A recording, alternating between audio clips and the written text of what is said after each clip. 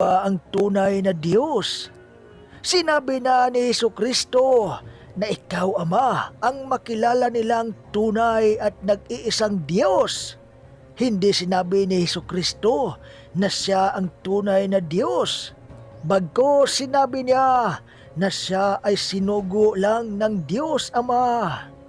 Si Jesucristo ay dakila at banal, kaya nararapat din na sumasampalataya tayo sa Kanya. Dahil sinabi rin niya, sumampalataya kayo sa Ama at sumampalataya rin kayo sa akin. Mababasa natin ito sa Juan chapter 14 verse 1. At ganito ang nakasulat, huwag mabagabag ang inyong kalooban. Sumampalataya kayo sa Diyos, sumampalataya din kayo sa akin.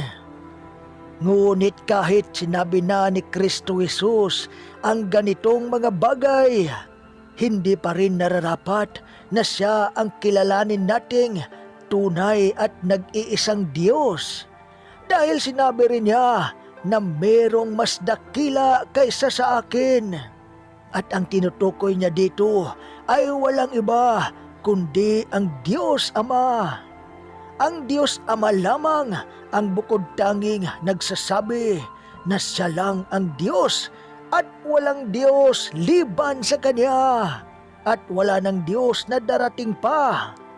Basahin natin ang Isaias chapter 43 verse 10 at ganito ang nakasulat, Bayang Israel, ikaw ang saksi ko.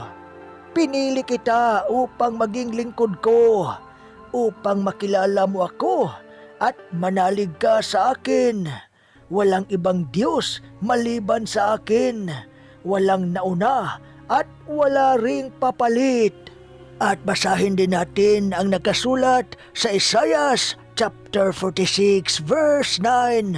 At ganito ang sabi, inyong alalahanin ang mga dating bagay ng una, sapagkat ako'y Diyos at walang iba liban sa akin. Ako'y Diyos at walang gaya ko. At basahin din natin ang nakasulat sa Jeremias chapter 10 verse 10.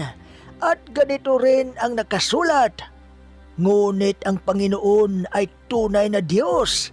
Siya ang buhay na Diyos at walang hanggang hari.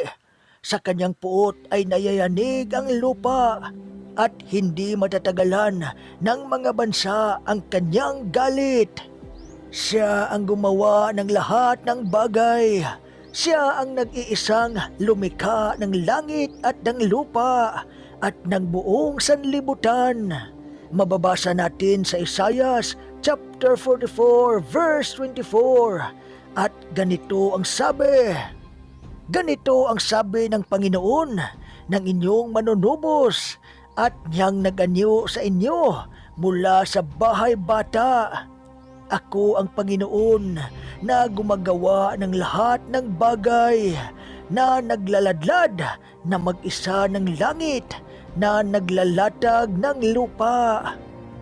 Maliwanag pa sa sikat ng araw ang sinabi ng Diyos na siya lang ang nag-iisang tunay na Diyos.